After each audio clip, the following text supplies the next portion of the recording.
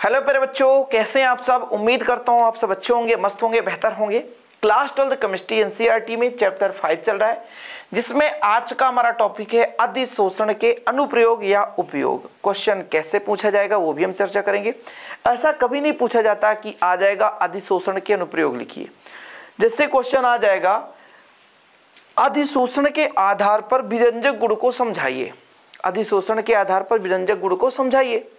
या कि क्वेश्चन आ जाएगा कि अधिशोषण के आधार पर किसी भी हम एक मान लीजिए आपके पास कोई ट्यूब है, उसे निर्वात कैसे कर सकते हैं। निर्वात मतलब अंदर किसी भी प्रकार का माध्यम ना हो, ऐसा क्वेश्चन आ सकता है। कठोर जल का मृदुकरण हम अधिशोषण के आधार पर किस प्रकार से कर सकते हैं, ऐसा भी आ सकता है।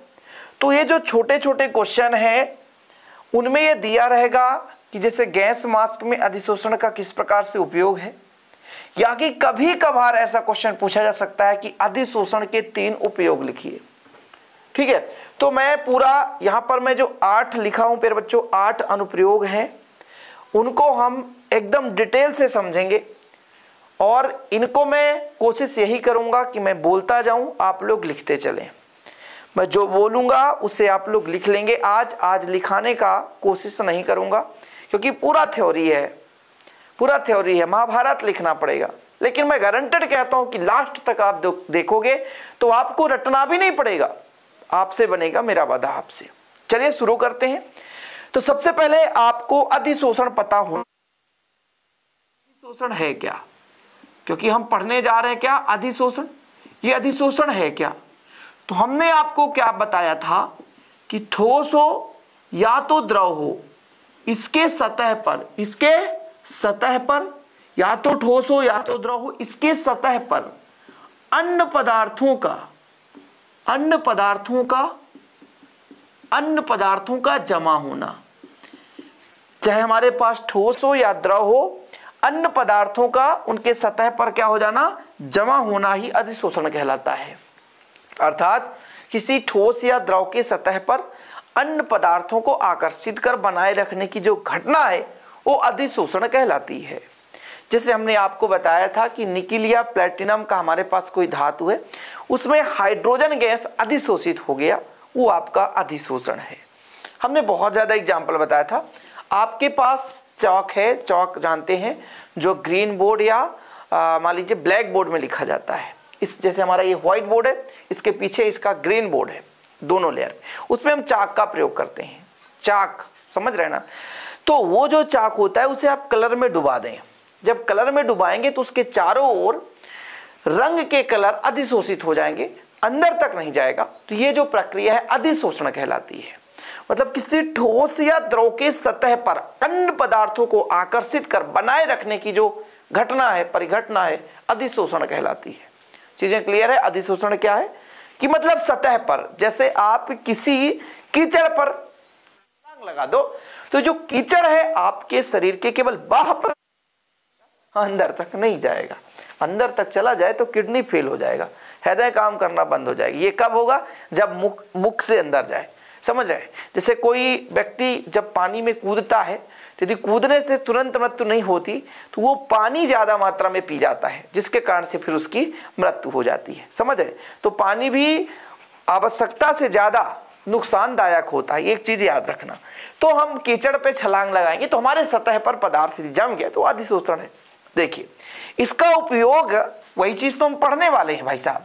उच्च निर्वात हेतु, पहला नंबर आप फिटिंग लगाएंगे, उच्च निर्वात हेतु।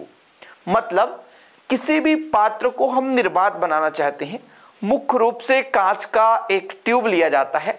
जैसे मान लीजिए बड़ी सी परख नली, जैसे हमारी परख नली तो छोटी सी होती है, एक निर्वात ट्यूब बनाना, ट्यूब को निर्वात बनाना है, कांच का ट्यूब है, उसको निर्वात बनाना है। मतलब अंदर किसी भी प्रकार से कोई भी माध्यम ना हो, या मान लीजिए कोई गैस हो उसकी हम अनुपस्थित कर दें, तो इसको हम अधिशोषण के साथ थोड़ा सा समझाऊंगा, आप लोग समझने की कोशिश करेंगे। जैसे बच्चा लोग, हमारे पास एक ये धनुष बना दिए सर आप, ट्यूब तो थोड़ा शुद्ध ट्यूब बनाते हैं, समझ रहे हैं। ट्यूब ही बनाना है तो थोड़ा शुद्ध ट्यूब बनाते।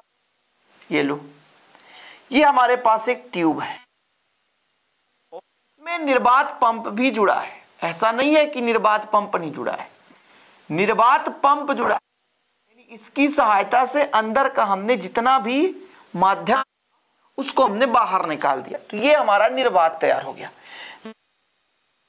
भी कुछ डाउट है कि इसके अंदर कुछ अन्न, मान लीजिए गैस कुछ ना कुछ अल्प मात्रा में उपस्थित है, अब इसको भी हम हटाना चाहते हैं, तो अपन करते हैं निर्वात बनाने के लिए हम एक पात्र लेते हैं और इस पात्र में भरा रहता है सक्रियत चारकोल। क्या?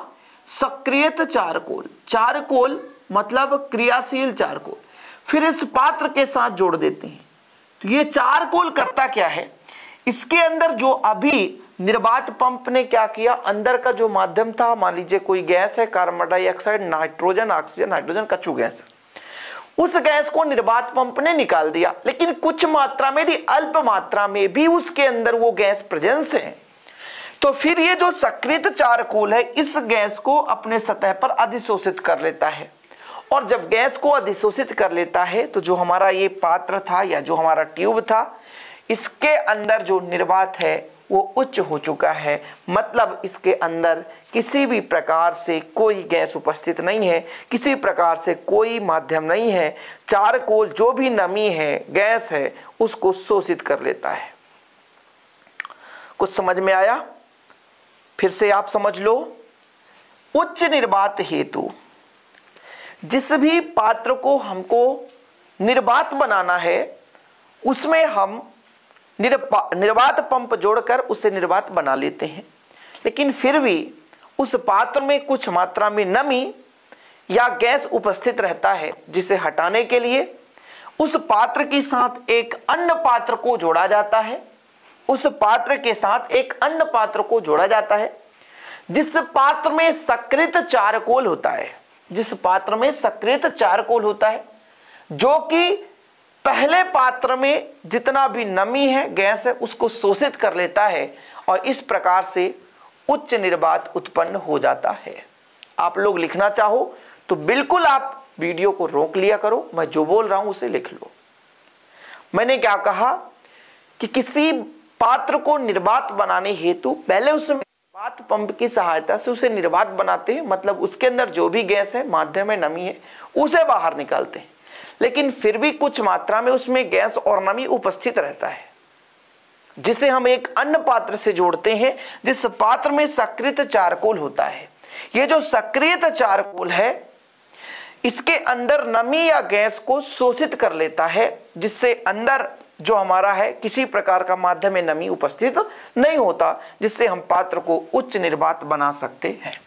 समझ में आ गया होगा, उम्मीद करता हूं क्लियर हो गया होगा। एक तो कंप्लीट हुआ। बात करते हैं दूसरे नंबर की। दूसरा नंबर है प्यारे बच्चों क्या? Gas mask. अब मत कहना कि सर जो मार्केट में 10 रुपए मास्क मिल रहा है वही मास्क की बात कर रहे हो क्या, है ना? कोरोना काल में तो फ्री में भी मिल रहा था सर, वही मास्क है क्या? नहीं, वो मास्क नहीं है। ये जो गैस मास्क होता है इसमें 2 लेयर होता है। एक आपका लेयर बाहर वाला रहता है, अंदर वाला भी एक लेयर होता है। जैसे मैं मान के चलता हूं प्यारे बच्चों, ये कपड़ा दिख रहा है आपको, बोले सर इतना गंदा कपड़ा लेकर चल रहे हो। अरे भाई, मिटाने के लिए कपड़ा है, समझ रहे हो? ये कपड़ा है, सपोज करो ये कपड़ा है भाई साहब, सपोज दैट, और कोई कपड़ा है नहीं, गंदा ही दिखा दूं, ये कपड़ा है। इसमें 2 लेयर है, एक अंदर वाला लेयर है ना, जैसे इसको मैंने मोड़ दिया, 2 लेयर है। 2 लेयर के बीच में चारकोल भर दिया जाता है, यही सक्रियत चारकोल। अब चारकोल का क्या काम है सर? जब हम श्वसन क्रिया करते हैं तो हमें चाहिए होता है शुद्ध ऑक्सीजन। क्या? शुद्ध ऑक्सीजन। लेकिन बड़े बड़े प्रदूषित शहरों में आज भी लोग मास्क लगाना चाहते हैं। क्यों? क्योंकि वहां पे भाई साहब शुद्ध ऑक्सीजन नहीं मिल पाता। क्योंकि बड़े बड़े शहरों में क्या होता है, बड़ी बड़ी फैक्ट्रियां होती हैं, ज्यादा वाहन चलती हैं, तो वहां ज्यादा धुआं निकलता है, और वो जो धुआं होता है वो वायुमंडल में फैल जाता है। तो जब हमारे आसपास ये जो वायुमंडल है प्रदूषित हो चुका है, उससे बचने के लिए हम गैस मास्क का प्रयोग करते हैं। ये जो गैस मास्क होता है ये 2 परत का बना होता है, और दोनों परत के बीच में चारकोल का लेयर होता है। जब हम श्वसन की क्रिया करते हैं, जैसे हमने कहा कि हमारे पास कपड़ा है तो हम यदि मास्क को लगा लिए तो हमारे पास जो ऑक्सीजन आएगा इस मास्क से होकर आएगा। समझ रहे हो, ये हमारा नाक है, मास्क हमने ऐसा लगा लिया, तो जब हम श्वसन की क्रिया करेंगे तो हमारा नाक ऑक्सीजन ग्रहण करने की कोशिश करेगा, तो जो हमारा ऑक्सीजन आएगा तो इस मास्क को क्रॉस करके आएगा। अब इस स्थिति में होता क्या है, जो मास्क के अंदर भरा है चारकोल, तो जैसे ही हमने श्वसन की क्रिया करना स्टार्ट किया तो ऑक्सीजन की आवश्यकता पड़ रही है हमें, तो गैस को खींचता है। अब जब गैस खींचता है तो यदि मास्क नहीं लगा है तो जितने अभी यहाँ पे मान लीजिए गैस है वो सारे हमारे नाक में उपस्थित हो जाएंगे। हमारे यहाँ उतना प्रदूषण नहीं है, हम गांव में रहते हैं, लेकिन जो शहर में रहते हैं उनकी मैं बात कर रहा हूँ। ज्यादा मात्रा में जहां औद्योगिक कंपनियां हैं, जैसे दिल्ली प्रदूषित शहरों के नाम में आता है, सबको पता है, मैं बुराई नहीं कर रहा हूं, ये हकीकत है। तो भाई मास्क क्या करता है, जैसे हम श्वसन की क्रिया प्रारंभ करते हैं तो हमें चाहिए होता ऑक्सीजन। अब मास्क से ऑक्सीजन क्रॉस होगा, अब मास्क के इस पार तो सारे गैस, धूल, कण, नमी, विभिन्न प्रकार की विषैले गैस, नाइट्रोजन, कार्बन डाइऑक्साइड, सब कुछ। तो ये मास्क में जो उपस्थित है चारकोल, ये विषैले गैस या धूल कणों को अधिशोषित कर लेता है, जिससे हमें श्वसन के क्रिया के दौरान शुद्ध ऑक्सीजन मिलता है। इस प्रकार से उसमें अधिशोषण का अनुप्रयोग हो गया कि भाई चारकोल जो है वो शुद्ध ऑक्सीजन को अधिशोषित नहीं करता, वो जाने देता है, बाकी अन्य विषैले गैसों को वो अधिशोषित कर लेता है। इस प्रकार से गैस मास्क में भी हम अधिशोषण के सहायता से इसका उपयोग समझ सकते हैं। लिखना है क्या, लिख सकते हो आप लोग। गैस मास्क में दो लेयर के बीच में सक्रिय चारकोल भरा रहता है, जो कि विषैले गैस या वाष्पों को अधिशोषित कर लेता है और शुद्ध वायु को प्रवाहित होने देता है, जिससे क्रिया की फलस्वरूप यानी श्वसन की क्रिया के दौरान हमें शुद्ध ऑक्सीजन प्राप्त हो जाता है। फिर से हमने समझाया आपको, लिख लो, लिखना है, लिख सकते हो आप लोग। क्या मैंने कहा, गैस मास्क में दो लेयर होता है, दोनों लेयर के बीच में यानी कपड़े का दो लेयर होता है, दोनों लेयर के बीच में सक्रिय चारकोल भरा रहता है। ये जो सक्रिय चारकोल है विषैले गैस या नमी, धूल के कणों को अधिशोषित कर लेता है और शुद्ध वायु को प्रवाहित होने देता है, जो कि हम श्वसन क्रिया के दौरान उसे लेते हैं। चीजें क्लियर है। अब आपका आ जाता है विरंजक। विरंजक मतलब कलर हटाना। हमने आपको एक्सपेरिमेंट में भी दिखाया, हमने एक कलर ले लिया और उसमें विरंजन चूर्ण डाल दिया, ब्लीचिंग पाउडर जिसे बोलते हैं, CaOCl2, CaOCl2। अब ये क्या करता है, ये विरंजन का कार्य करता है। देखो जरा, हमने कहा एक पात्र लिया और इस पात्र में डाल दिया कलर। क्या डाल दिया, कलर। और कलर किसमें मिला है, पानी में। किसमें मिला है, पानी में। तो ये हमारे पास पानी था और इसमें बच्चा लोग डाल दिया, अब कलर पूरा मिल गया।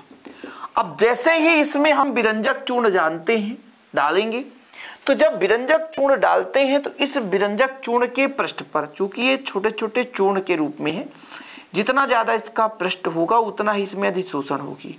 तो बच्चा लोग ये होता क्या है, ये जो विरंजक चूर्ण है अपने पृष्ठ पर कई सारे कण, जैसे एक छोटा सा कण है, इसके चारों ओर ये जो रंग जाकर के अधिशोषित हो जाते हैं और इस प्रकार से किसी भी पदार्थ को विरंजन करने में हम अधिशोषण का उपयोग ले लेते हैं।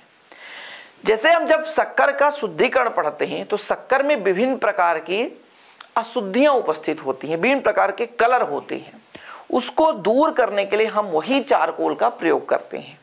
चारकोल को उसमें डालते हैं, जिससे शक्कर में जो शक्कर का घोल होता है बनाते समय उसमें जो भी रंग बिरंगे मतलब कलर होते हैं उन कलरों को क्या कर लेता है, अवशोषित कर लेता है। तो इस प्रकार से विरंजन के रूप में भी हम, या विरंजक, इसका आपको लिखना है तो लिख सकते हो। जैसे पेट्रोलियम में भी डीजल बना रहे हो, पेट्रोल बना रहे हो, केरोसिन अलग अलग कर रहे हो, इसमें जब हम जानते हैं कि सारे के सारे ये खनिज पदार्थ हैं, मिट्टी से निकाले जाते हैं, तो इनको जब हम शुद्धिकरण करते हैं तो इनमें विभिन्न प्रकार के कलर होते हैं। इनको कलर को हटाने के लिए हम चारकोल का प्रयोग करते हैं, जो इसके कलर को क्या कर लेता है, अवशोषित कर लेता है। ठीक है बच्चे लोग, अवशोषित कर लेता है। और जब अवशोषित कर लेता है, चाहे आपका वो शक्कर हो चाहे पेट्रोलियम हो, वो क्या हो जाता है, शुद्ध हो जाता है। कोई दिक्कत तो नहीं है, समझ में आ गया? ठीक है। अगला नंबर है जो सबसे महत्वपूर्ण है, आर्द्रता नियंत्रण। आर्द्रता मतलब नमी। आप लोग हमेशा कहीं ना कहीं ऑनलाइन से एक इलेक्ट्रॉनिक डिवाइस मंगाते हैं, या तो गर्मी के दिनों में आप हर व्यक्ति एक कहीं ना कहीं इलेक्ट्रॉनिक डिवाइस खरीदता है। फॉर एग्जाम्पल, आप अपने घर में एक छोटा सा मोबाइल भी खरीदो तो एक चार्जर मिलता है और एक मोबाइल का एक डिब्बा मिलता है। उस डिब्बे के अंदर एक सिलिका जेल होता है। सिलिका जेल करता क्या है, नमी को अधिशोषित करता है। अधिशोषण आपने पढ़ा है कि ठोस या द्रव की सतह पर अन्य पदार्थों को मतलब अपनी ओर आकर्षित कर बनाए रखने की घटना या अन्य पदार्थों का सतह पर आकर जमा होना ही क्या कहलाता है, अधिशोषण होता है। हमने कहा एक बॉक्स में आपने इलेक्ट्रॉनिक उपकरण रख दी और बॉक्स को बंद कर दिया, ठीक है, लेकिन आपने भाई इलेक्ट्रॉनिक उपकरण को रख दिया और बॉक्स को बंद किया, लेकिन उसके अंदर की नमी तो आप नहीं हटा पाए। भाई अभी चल रहा है बरसात का मौसम, बरसात का मौसम चल रहा है, नमी हर जगह है। अब नमी कैसे समझ में आएगा, आप किसी कपड़े को जाकर छुओ तो ठंडक महसूस होगा, और उसी कपड़े को आप गर्मी में छुओगे तो गर्म महसूस होगा, क्योंकि वहां पर नमी की कोई परसेंटेज नहीं है। और अभी अत्यधिक मात्रा में नमी है। नमी का मतलब आपके आसपास वातावरण में पानी की जो मात्रा है वायु के कणों के साथ मिश्रित है, वो नमी बता दिया। अब जब हमने बॉक्स को पैक किया इलेक्ट्रॉनिक उपकरण को, तो हो सकता है वो इलेक्ट्रॉनिक डिवाइस जो है खराब हो जाए उस नमी के कारण। अब इस नमी से बचाने के लिए अपन करते क्या है कि इलेक्ट्रॉनिक डिवाइस के साथ साथ एक छोटा सा पैकेट हम सिलिका जेल का डाल देते हैं। अब ये सिलिका करता क्या है कि जैसे हमने पैक किया, ऊपर से पन्नी लगा दिया, टेपिंग कर दिया, अब अंदर से बाहर आर्द्रता की कोई परसेंटेज आने जाने की कोई बात ही नहीं, क्योंकि हमने टेपिंग कर दिया, पॉलीथीन में पैक कर दिया। मतलब अंदर की नमी जो अंदर है और बाहर की नमी बाहर। तो जो इलेक्ट्रॉनिक डिवाइस है वो अंदर के नमी से खराब होगा। अब सिलिका जेल क्या करता है, अंदर की जो भी नमी है, अब जब नमी हट गया तो हमारा उपकरण लंबे समय तक खराब होने वाला नहीं है। पहले हम भी सोचते थे, जब मतलब छोटे छोटे थे, कभी कभी पहले तो हमारे जमाने में 12th लेवल में हमारे मोहल्ले में एक आध मोबाइल था, है ना, ऐसा नहीं सबके पास था।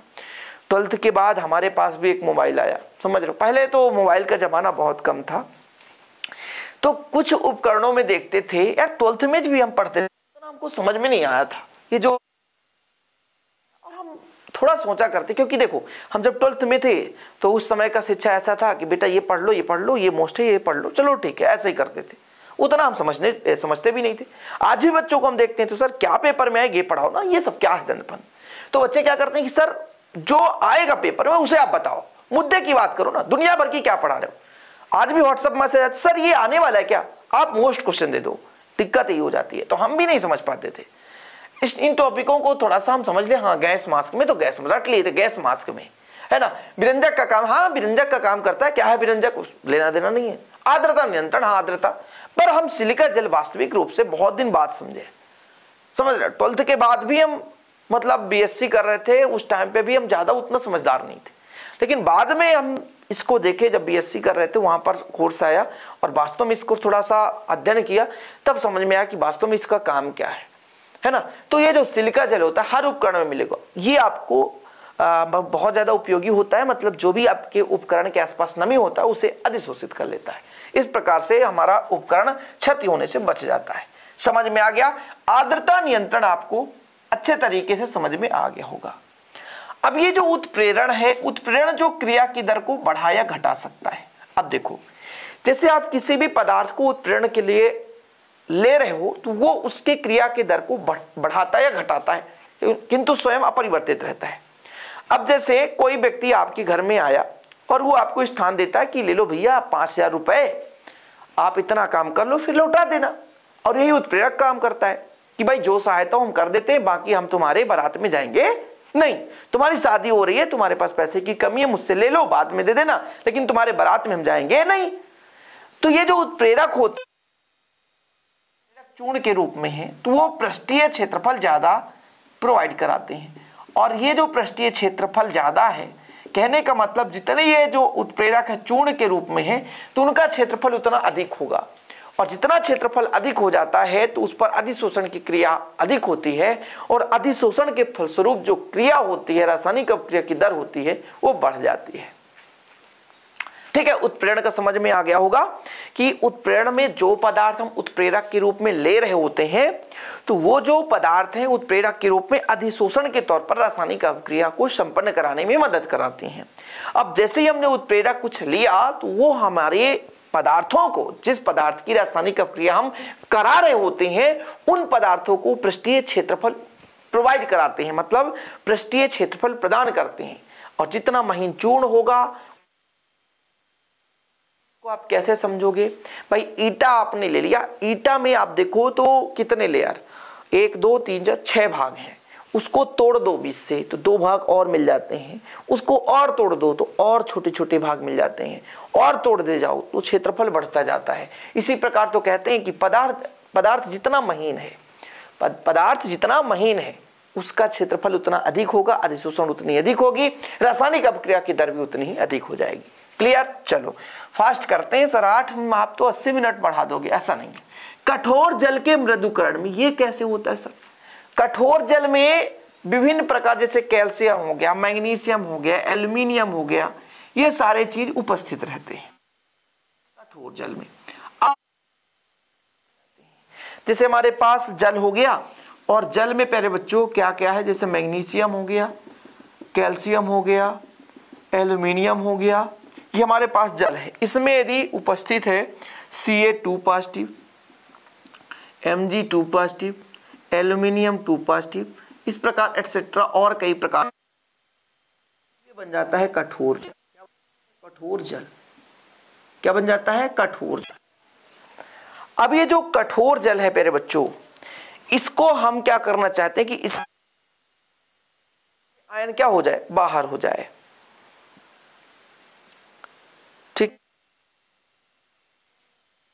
रहता है यार, इसलिए एल्यूमिनियम मत लिखो ना तो गलत हो जाएगा, मुझे डाउट लग रहा है। कैल्शियम का लवण अन्य प्रकार के होते हैं। अब होता क्या है, देखो ये कठोर जल था, मान लीजिए इसमें कैल्शियम में मैग्नीशियम के लवण है और अन्य प्रकार के आयन होते हैं। ऐसा नहीं है कि एल्यूमिनियम का नहीं हो सकता भाई, हो भी सकता है, जरूरी नहीं कि नहीं हो सकता है। विभिन्न प्रकार के आयन, जैसे हमारे पास मान लीजिए समुद्र का यदि आप पानी लोगे तो लवड़ी होता है। लवड़ी होता है मतलब इसमें लवण की मात्रा ज्यादा है। लवण में आपका NaCl भी हो सकता है, समझ रहे हो? NaCl सबसे मुख्य रूप से, तभी तो खारा लगता है। NaCl के साथ साथ आप KCl और सभी प्रकार के पदार्थों पर उपस्थित होंगे, लेकिन मुख्य रूप से आयन ज्यादा है। अब समझने की कोशिश करो। तो इस कठोर जल आयन को हम क्या करते हैं, हटाना चाहते हैं।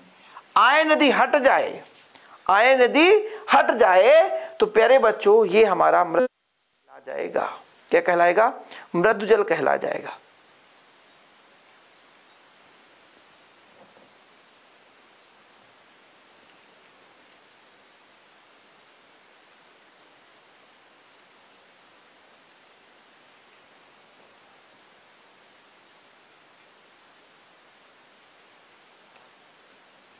ठीक है, समझ में आया? तो 1 मिनट थोड़ा सा पानी पीने में लग गया था। तो प्यारे बच्चों मैंने क्या कहना चाहा कि हमारे पास क्या है, जल है। कठोरता के कारण क्या होते हैं, आयन होते हैं। अब आयन को दूर करने के लिए हमें कुछ ना कुछ पदार्थ मिलाना पड़ेगा। जैसे हम जियोलाइट मिला देते हैं। क्या? जियोलाइट। अब ये जियोलाइट करता क्या है, इन आयनों को अधिशोषित कर लेता है और पानी शुद्ध हो जाता है। बस सिंपल है, कुछ भी नहीं है। कठोर जल में उपस्थित आयनों को दूर करने के लिए हम अधिशोषक पदार्थ जैसे जियोलाइट आदि का उपयोग करते हैं, जिससे ये कठोर जल में उपस्थित आयन का अधिशोषण कर लेता है और पानी शुद्ध हो जाता है। यानी कठोर जल से आयन हट गए तो पानी मृदु हो गया, शुद्ध हो गया। कठोर जल, मृदु जल आप 11th क्लास के केमिस्ट्री में पढ़े हो। ठीक, अगला नंबर देखो, अक्रिय गैसों के पृथक्करण में। अक्रिय गैस किसे कहते हैं? समूह 18 के तत्वों को अक्रिय गैस कहते हैं, जिसे शून्य समूह, निष्क्रिय गैस, एरो आप लोग हीलियम, नियान, जेनान पढ़े हो आप लोग, हीलियम, नियान, आर्गन, क्रिप्टॉन, जेनान, रेडान, ये सारे के सारे अक्रिय गैस है। अब जैसे हमारे पास अक्रिय गैस कहाँ पाए जाते हैं, तो इनको बोला जाता है एरोजन। एरोजन मतलब सभी के सभी ये जो गैस है वो एयर में, वायु में अर्थात हवा में पाए जाते हैं। कहाँ पाए जाते हैं, हवा में पाए जाते हैं। अब सब मिश्रित हैं, क्या है, मिश्रित हैं। तो इनको एक बेहतरीन रूप से उपकरण बनाया जाता है जो कि अलग अलग टेम्परेचर पर, जैसे मान लीजिए हमारा प्यारे बच्चों कुछ ऐसा उपकरण है, कुछ ऐसा उपकरण है कि मान लीजिए एक यहाँ पर कुछ अलग टेम्परेचर है, यहाँ पर ये गया कुछ अलग टेम्परेचर है ना, ऐसा आप बना दिए ऐसा, ठीक है। यहाँ पर गए कुछ अलग टेम्परेचर है, यहाँ पर गए कुछ अलग टेम्परेचर है, यहाँ पर गए कुछ अलग टेम्परेचर है। गैस को यहाँ से प्रवाहित किया जाता है। हर जगह टेम्परेचर अलग अलग है, हर जगह चारकोल रखा हुआ है। क्या रखा हुआ है, चारकोल। अब जैसे यहाँ से वायु का मिश्रण भेजा गया, यहाँ पर हीलियम भी है, नियान भी है, आर्गन भी है, क्रिप्टॉन भी है, जेनान भी है, रेडान भी है, ये सारे के सारे गैस हैं। अब यहाँ पर इसको भेजा गया तो होता क्या है कि यहाँ का टेम्परेचर कुछ अधिक है, तो यहाँ पर पहले गैस अधिशोषित हो गया। फिर यहाँ पर कम टेम्परेचर है तो कुछ गैस यहाँ अधिशोषित हो गया, उसको अलग कर लिए। फिर थोड़ा और कम टेम्परेचर है, यहाँ पर भी कुछ गैस अधिशोषित हो गया। कम टेम्परेचर है तो गैस ऐसे अधिशोषित होते जाते हैं और इन सबको अलग अलग करके हम प्राप्त कर लेते हैं। तो हमारे वायुमंडल में जो एरोजन है, मतलब 18वें समूह के तत्व तो वायुमंडल में उपस्थित एरोजन, एयर मतलब हवा, सभी की सभी अक्रिय निष्क्रिय, सभी की सभी क्रिया नहीं करते किसी से, उनका अष्टक पूर्ण होता है, इस कारण से वो निष्क्रिय कहलाते हैं। तो प्यारे बच्चों जो अक्रिय समूह के तत्व हैं, 18वें समूह के तत्व हैं, ये वायुमंडल में सब मिश्रित रूप में रहते हैं। इनको अलग करने के लिए हम विभिन्न टेम्परेचर पर, भिन्न भिन्न ताप पर चारकोल से प्रवाहित करते हैं, तो ये अलग अलग ताप पर ये अलग अलग मात्रा में अधिशोषित हो जाते हैं। बस खत्म कहानी। चलो, जल का विआयनीकरण। जल में विभिन्न प्रकार के आयन है, जैसे हमने कहा भाई Ca2 पॉजिटिव आयन है, इसको हटाने के लिए हम निगेटिव आयन ले आते हैं, तो इसको क्या करता है, वो अधिशोषित कर लेता है और अलग हो जाता है। तो जल में उपस्थित आयनों को दूर करने के लिए विपरीत आयन वाले पदार्थ को मिलाते हैं, जिससे वो आयन को अधिशोषित कर लेता है और जल क्या हो जाता है, विआयनीकरण हो जाता है। अधिशोषण आप समझ लिए तो समझ लो, अब सब कुछ समझ लिए। और भाई साहब मैं हमेशा कहता हूँ मेरे बच्चों की ये चीज, कुछ चीज है जो मैं लिखा नहीं पाता, इसलिए तो कहता हूँ कि साल भर में यार 100 रुपीज आप एक दिन की पार्टी में खर्च करते हो और 100 रुपीज में आपको बेहतरीन हैंडीटेन नोट्स मिल जाता है, वो खरीदोगे 500 में आता है, लेकिन 100 रुपीज चार्ज हर व्यक्ति देना नहीं चाहता कि सर को मैं फोकट में 100 रुपए दे दूं। यार बेहतरीन रूप से तैयारी करने के लिए आप 100 रुपीज खर्च कर सकते। कांटेक्ट नंबर है नोट्स के लिए 968529 और आप बेहतर रूप से नोट्स प्राप्त करके लेक्चर के साथ तैयारी करते रहें। हम आपके लिए निरंतर हर एक टॉपिक पर वीडियो कवर कराएंगे, बिल्कुल आप चिंता ना करें। मिलते हैं अगली वीडियो के साथ। जय हिंद, वंदे मातरम।